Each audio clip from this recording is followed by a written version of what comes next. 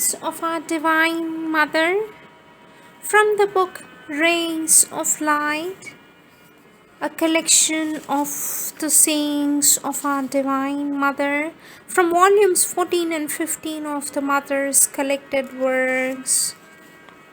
Our Divine Mother says, "It is not the cold light of reason that helps life to grow and blossom.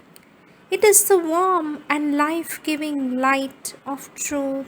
It is the sun when it pours its joyful rays on the world."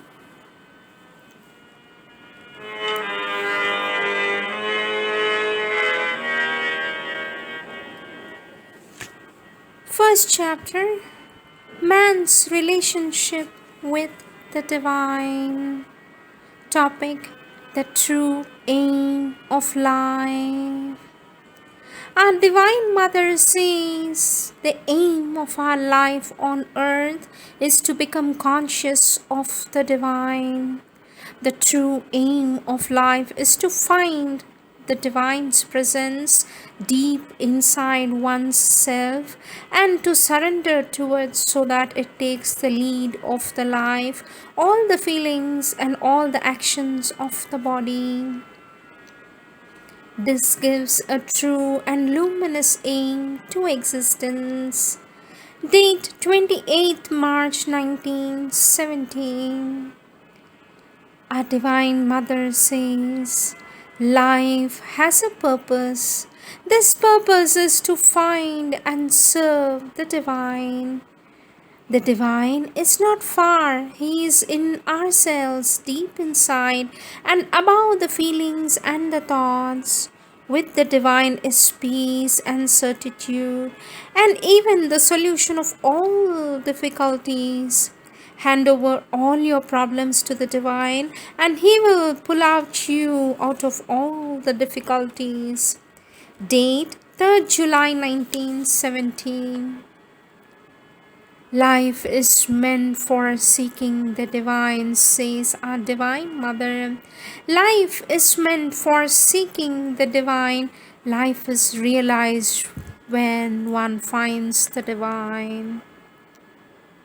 A life consecrated to union with the Divine is the only life worth living. Date 21st Feb 1971. Happiness is not the aim of life.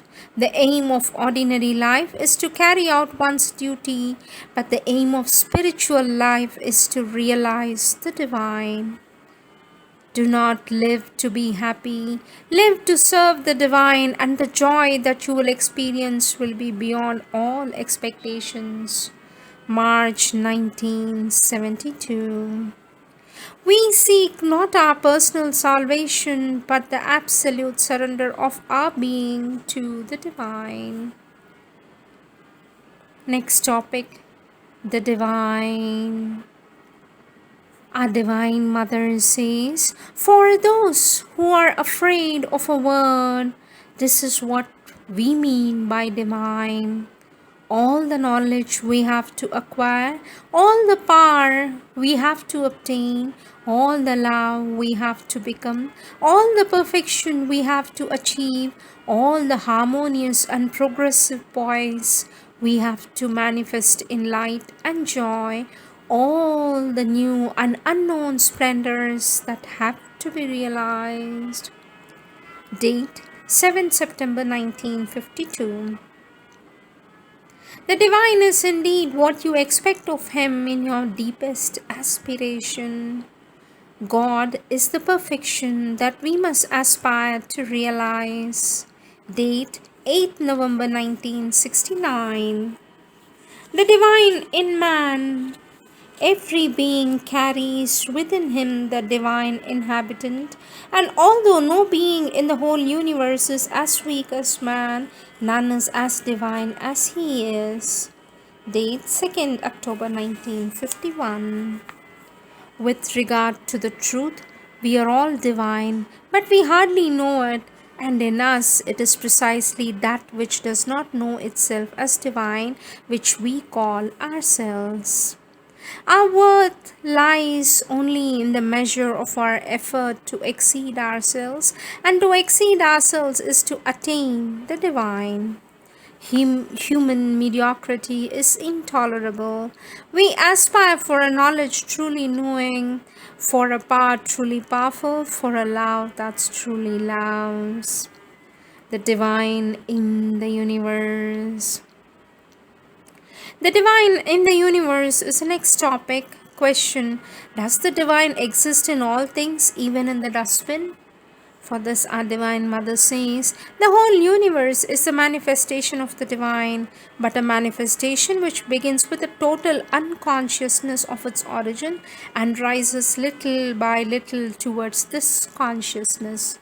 On the physical plane, the divine expresses himself through beauty, on the mental plane through knowledge, on the vital plane through power, and on the psychic plane through love. When we rise high enough, we discover that these four aspects unite with each other in a single consciousness full of love, luminous, beautiful, powerful, containing all, pervading all. It is only to satisfy the universal play that this consciousness divides itself into several lines or aspects of manifestation. There is no end to the wonders of the universe. The more we get free from the limits of our small ego, the more these wonders disclose themselves to us. Oh, to see no longer the appearances which change incessantly, to contemplate only in the divine's immutable oneness in everything and in everywhere. Date 29 September 1954. Upon the world of illusion, this somber nightmare, the divine bestowed his sublime reality, and each atom of matter contains something of his eternity. Date 14th November 1954. The whole creation speaks of the divine to him, to that person who knows how to hear it within his heart. Date 8th December 1965. The ways of working of the Lord. Our Divine Mother says the Divine's grace is wonderful and almighty, and the ways of working of the Lord are full of delight, sense of humor. Be always ready to receive the divine, for he may visit you at any moment, and if sometimes he may wait at the appointed meeting place, there's certainly no reason for you yourself to be late. Date 23rd September 1956. Surely the divine, like everybody else, has a right to change his mind. 1958.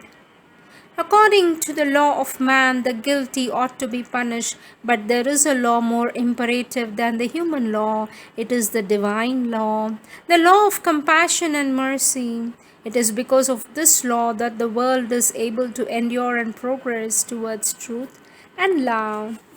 November 1966. Sweet Mother, does the divine punish injustice? This is a question to the Divine Mother. Sweet Mother, does the divine punish injustice? Is it possible at all for him to punish anybody? For this, our Mother says, the divine does not see things as men do and has no need to punish or reward. Each and every action carries in itself its fruits and consequences. According to the nature of the action, it brings you near to the divine or takes you away from the divine, and that is the supreme consequence. Date 25th July 1970. Human beings are capable of withdrawing from the divine, and they often do it, but for the divine to withdraw from the human beings, that is impossible. The divine may very well lean down towards you, but to understand him rightly, you must come up to him. To understand the divine, one must become the divine. Date 24th May 1972. Relationship with the divine. Man's relationship with the divine, all is relative except the supreme.